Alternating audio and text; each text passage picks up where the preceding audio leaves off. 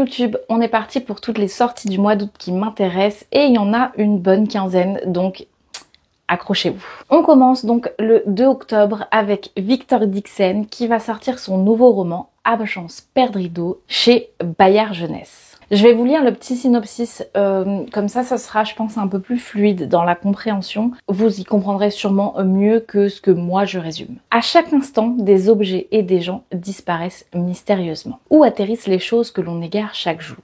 Ce trousseau de clés qu'on pensait avoir glissé au fond d'un sac, ou ce livre qu'on jurerait avoir laissé sur sa table de chevet en s'endormant. Parfois, ce sont des personnes que l'on perd de vue, comme si elles s'étaient évaporées. Et si ces objets et ces gens n'avaient pas été perdus, mais volés par des créatures avides venues d'un autre monde pour arracher les morceaux du nôtre, les croque-mitaines. On est donc ici sur un récit vraiment fantastique où on va parler un petit peu de monde parallèle. J'ai encore jamais découvert la plume de Victor Dixen, même si j'ai Phobos dans ma palle et que je suis très curieuse de découvrir la saga Vampiria. Celui-là, on est vraiment visiblement sur un roman jeunesse, mais il me fait vraiment très envie. Le 2 octobre, chez Casterman, on va avoir Les Lames du Roi de Melissa Blair. On est là cette fois-ci plus sur une fantasy young adulte avec de l'espionnage. Je vous dis tout. Une tueuse sans scrupules, un roi cruel, un ennemi mystérieux. Kira est la lame du roi. Elle espionne, traque et assassine les ennemis de la couronne. Quand une révolte contre la famille royale éclate, elle est missionnée pour débusquer l'insaisissable personnage à la tête du complot, celui qu'on nomme l'ombre. Mais en suivant sa trace dans les terres magiques des Fae, Kira découvre à ses dépens une vérité troublante sur ses origines et sur celle de l'ombre. Rongée par le doute, elle va devoir choisir son camp, celui du roi qui a décimé son peuple, ou celui de l'ombre qui menace la paix du royaume au nom de la liberté. Sans compter que ce dernier se révèle plus séduisant que prévu. Donc là, clairement, on est sur une romantaisie. Il ne faut pas s'attendre à autre chose. Le 3 octobre, on va avoir un livre qui est tiré d'un JDR qui a été très célèbre sur Twitch.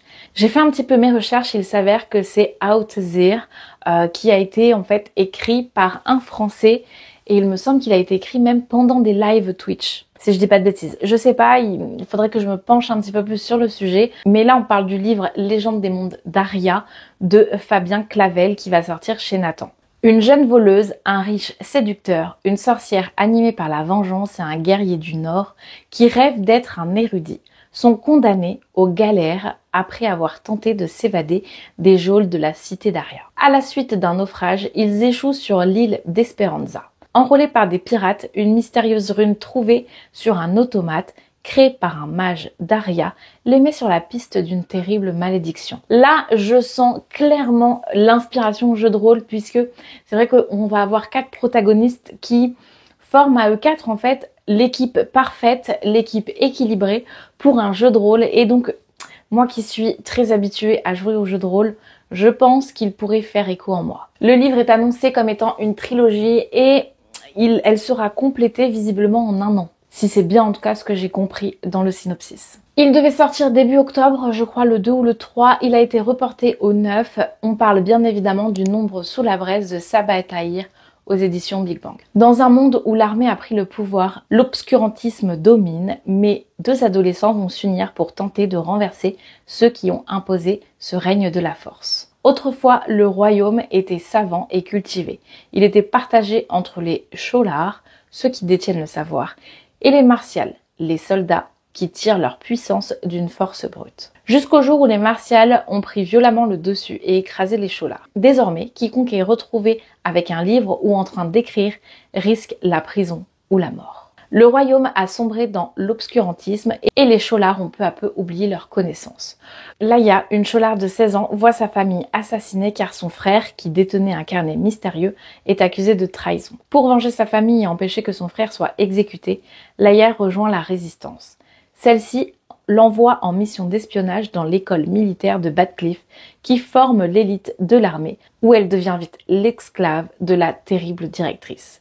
De son côté, Elias est un jeune martial de 20 ans, fils de la directrice et possible futur empereur. Il rêve d'échapper à son destin tant il hait les exactions du pouvoir en place et sa mère despotique. Le 10 octobre, on va avoir Le Familier de Leigh Bardugo qui va sortir chez Sabran. J'ai lu 2 livres de Leigh Bardugo, donc La 9e maison qui est clairement un fantastique adulte, et j'ai lu également le premier tome de la saga Grisha. Là, on est sur de la jeunesse. Donc j'aimerais bien voir où se situe celui-ci. Je pense qu'on va être vraiment entre les deux. Ça va être un roman plutôt young adulte, je vous dis de suite de quoi ça parle. Le destin peut être changé, les malédictions peuvent être brisées. Au XVIe siècle, à Madrid, Luzia Cotado utilise sa magie pour venir à bout de ses corvées de fille de cuisine. Quand la maîtresse de maison découvre ses pouvoirs, elle y voit un moyen de redorer son image à la cour. Mais les tours qu'elle exécute au plus grand plaisir des nobles deviennent un jeu dangereux pour Luzia lorsqu'elle attire l'attention d'Antonio Pérez, premier secrétaire du roi. Ce dernier est prêt à tout pour offrir un avantage stratégique au souverain, encore sous le choc de sa défaite contre la reine Élisabeth d'Angleterre. Luzia plonge alors dans un monde d'hommes de foi et d'escrocs, aux côtés de Guillen Santangelo, un être immortel à la sinistre réputation qui l'aidera à parfaire sa magie. Terrifiée à l'idée que ses origines juives soient révélées à l'Inquisition, elle devra utiliser toute sa ruse si elle espère survivre aux intrigues de ce monde où la corruption se cache sous la moindre feuille d'or. J'aime beaucoup La Plume de Leigh Bardugo et ce livre-là m'intéresse fortement. Donc, je pense que il va atterrir dans ma balle. Le 10 octobre, ça va être une version poche d'un livre déjà édité en version brochée. On parle de Atlas VI de Olivia Blake. Une fois par décennie, les 6 magiciens les plus talentueux de leur génération sont appelés à concourir pour gagner leur place au sein de la Société des Alexandriens, l'organisation la plus secrète et la plus élitiste au monde. Les élus se verront accorder une vie de savoir infini, de pouvoir et de prestige qui dépassera même leurs rêves les plus insensés. Chacune des 6 nouvelles recrues a des motivations qui lui sont propres pour accepter l'invitation ambiguë de la société, même si cela implique de se rapprocher de son pire ennemi ou de trahir ses alliés les plus fidèles. Et tous se battront sans relâche pour obtenir le droit de rejoindre les rangs des Alexandriens. Là, comment vous dire, ça rassemble la magie, ça rassemble de la fantaisie, ça rassemble une espèce de compétition, ça rassemble des gens élitistes. Moi, je pense que ce livre va être vraiment très bien. Le 11 octobre, on va voir une suite. Donc c'est Leather and Lark de Brynne Weavers. On est clairement sur une rom-com full spicy à base de meurtre et de violence. J'ai lu le tome 1, donc qui était Butcher et Blackbird, que j'avais vraiment adoré. Où on va suivre l'histoire de Butcher, qui est un tueur en série à ses heures perdues, et de Blackbird, qui elle aussi en est une. Les deux ont une personnalité vraiment bien différente. Et malheureusement, un jour, Blackbird va se retrouver enfermée dans une cage parce qu'elle chassait un peu un tueur en série. À ce moment-là, vous avez Butcher qui va venir et qui va la libérer, et lui il va tomber vraiment sous le charme de Blackbird instantanément. Pour que Butcher puisse garder le lien avec Blackbird, il va inventer un jeu assez macabre, c'est-à-dire qu'ils vont tous les ans poursuivre un tueur en série particulier afin d'avoir le Graal des tueurs en série à la fin. Celui qui tue le plus de tueurs en série, donc celui qui donne, on va dire, le coup fatal, gagne le point, et celui qui a le plus de points a le droit à aller tuer le grand méchant de l'histoire. J'avais beaucoup aimé ce livre, même si on est clairement sur du spicy pour du spicy, pas grand chose d'autre, mais la fin m'a vraiment donné envie de savoir la suite, et surtout que la suite va être donc sur le frère de Butcher qui a plus ou moins le même passe-temps que son petit frère. Encore le 16 octobre, on est également sur une suite. Cette fois-ci, c'est la suite de La 9e maison, toujours de Leigh Bardugo. Donc il va se nommer Jusqu'en enfer, et on va suivre la suite des aventures de Alex. Alex est une fille avec un passé très troublant, très triste, je pense qu'il faut le lire pour découvrir un petit peu tout ce qu'elle a vécu. Il s'avère qu'elle a une capacité que peu de gens ont. Elle peut voir les morts, donc les fantômes. Dans cette histoire, le monde en fait est hanté par les fantômes. Ils sont toujours là, ils hantent toujours les rues. Pour la plupart, on va dire 99%, ils sont totalement inoffensifs. Elle est recrutée à l'université de Yale, il me semble que c'est à Yale, hein. Oui c'est ça, pour intégrer la maison de l'été. La maison de l'été, c'est une maison qui va contrôler la magie des 8 autres maisons de Yale. Donc on est clairement sur une secte en fait, hein. On peut pas dire ça autrement. Il s'avère qu'à Yale, se passe un meurtre d'une extrême violence et que, faisant partie de la maison de l'été et le meurtre étant lié plus ou moins à la magie, elle va devoir mener sa propre enquête afin de résoudre le mystère. Faut pas que je vous en dise plus parce que il est important de lire ce livre et de l'apprécier pleinement. On va être sur une double voire une triple temporalité pour comprendre vraiment tous les tenants et les aboutissants de cette histoire. Et la fin, elle nous laisse sur un cliffhanger vraiment incroyable. Même si on l'avait fait en lecture commune et on avait deviné une grande partie de l'intrigue, j'ai tellement hâte de savoir la suite. Et je me suis pas pressée pour acheter le tome 2 en brochet pour la simple et bonne raison qu'elle n'a toujours pas écrit le tome 3. Et donc, vu que j'avais le tome 1 en poche, je me suis dit que j'allais attendre la suite en poche. Et il sort très vite, donc je suis très contente. Ensuite, le 16 octobre, Divine Darkness de Anatrice aux éditions Hugo Romantesi. Pour le moment de Anatrice, je n'ai lu que le tome 1 de la Guilde des Ombres, mais j'ai vraiment beaucoup apprécié sa plume et j'ai envie de la découvrir dans un autre genre, puisque on peut pas dire que la romance dans celle-ci soit très mignonne et très agréable. Une offrande de chair et de sang destinée au plus dangereux des dieux. Danae est la fougueuse princesse rebelle du royaume souterrain réservé aux humains hérétiques.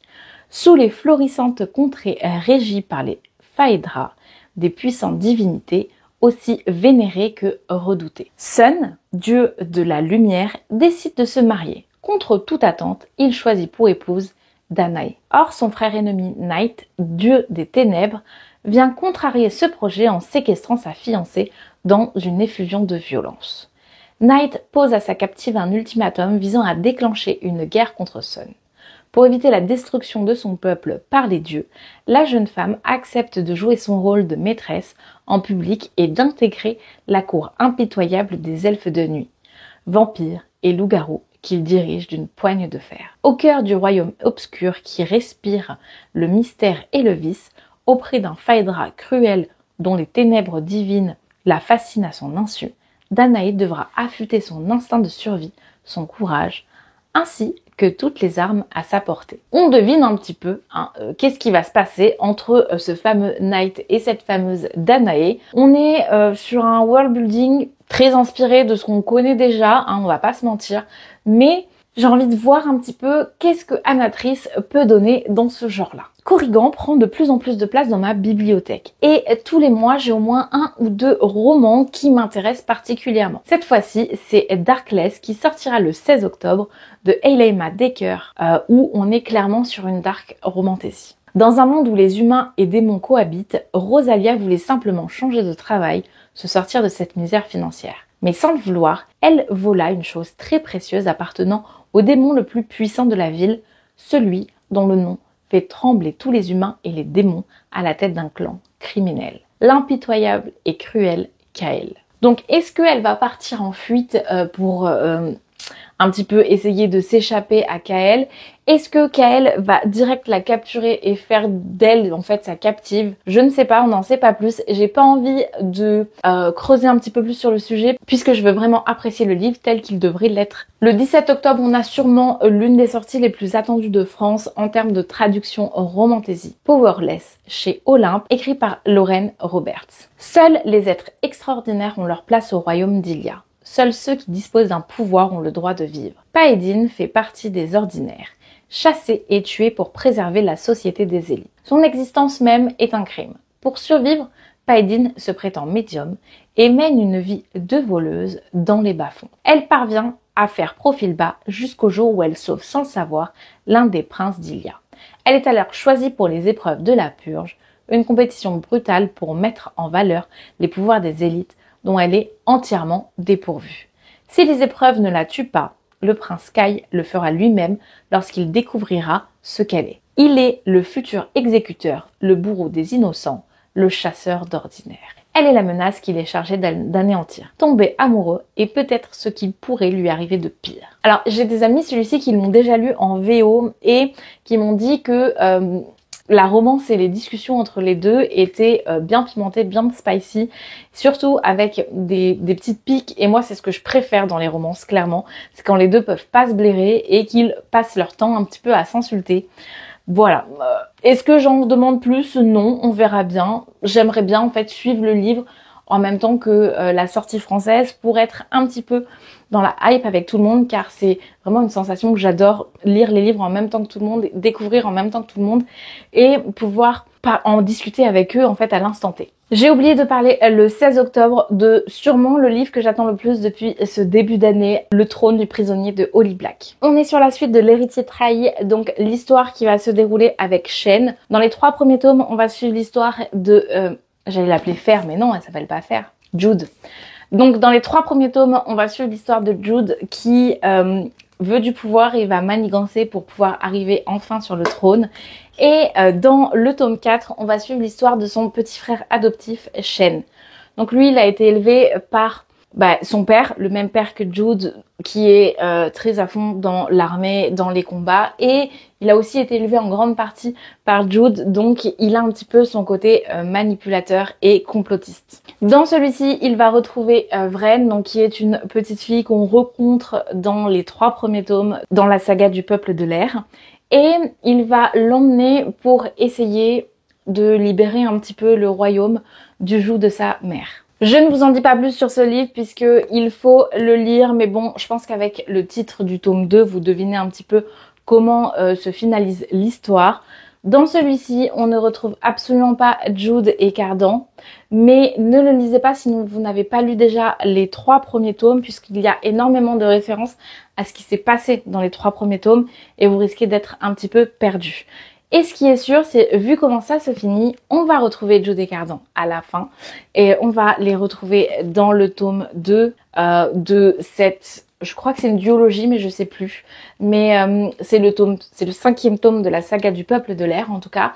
Et j'ai trop hâte de voir comment ça va se passer et comment Jude et Cardan vont réussir à sauver Shen. On reste chez Rajo avec une sortie le 23 octobre, Neige et poussière de Adrien Thomas. La guerre fait rage entre les pays de la coalition et le plus puissant empire Tovki. La duchesse Dragomira Antonov a réuni à Vérémise tous les puissants de ce monde pour le conseil de la dernière chance. Les États de la coalition sont considérés affaiblis, tandis que l'Empire brille par sa supériorité aérienne et technologique. Mais la duchesse a un plan. Escortée du magicien Cyrus, de la mécanicienne Grise et de la dague et des autres loups, une compagnie de mercenaires tovkiens rachetés à leur cause, Dragomira se rend dans les terres enneigées du Nord auprès de son cousin, le tsar Foïdor, pour tenter un ultime coup de force diplomatique. On est là dans une fantaisie purement politique et moi c'est ce que j'adore. Quand l'histoire de la fantaisie tourne autour de la guerre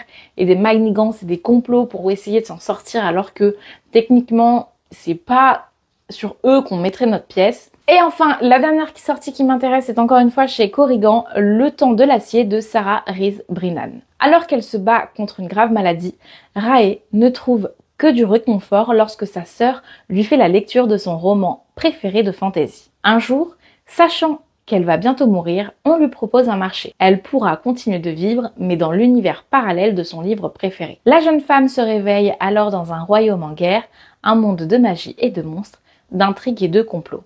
Et surtout, il y a son personnage de fiction favori, l'empereur, qui est incroyablement séduisant. Mais Rae ne s'attendait pas à être dans la peau de la méchante de l'histoire. Elle fait contre mauvaise fortune bon cœur et sous sa direction maléfique, les méchants s'unissent, suscitant la fureur du bel empereur. Rae endosse son nouveau rôle bien plus facilement que prévu. Elle n'hésitera pas à mettre le monde à genoux, essayer de changer son destin. On parle d'une fille qui est prête à mourir. On parle d'une histoire de fantasy, son livre préféré, et elle va être téléportée dans son livre préféré. Et on parle d'un antagoniste en tant que personnage principal. J'aime tellement quand les antagonistes sont les personnages principaux, voir comment ils évoluent et pourquoi ils sont devenus comme ça, c'est ce qui m'intéresse le plus. Donc là, on est sur un total de 14 nouvelles sorties. J'aurais pu en choisir beaucoup plus, mais je pense que je vais m'arrêter là parce que ça fait quand même pas mal. Surtout que je sais que je ne lirai pas 14 livres en un mois. C'est techniquement impossible. N'hésitez pas à me dire en commentaire si vous en avez des autres qui vous intéressent particulièrement ou si on a une liste plus ou moins similaire. En attendant, je vous dis merci d'avoir regardé la vidéo et à très vite pour de nouvelles revues ou recommandations.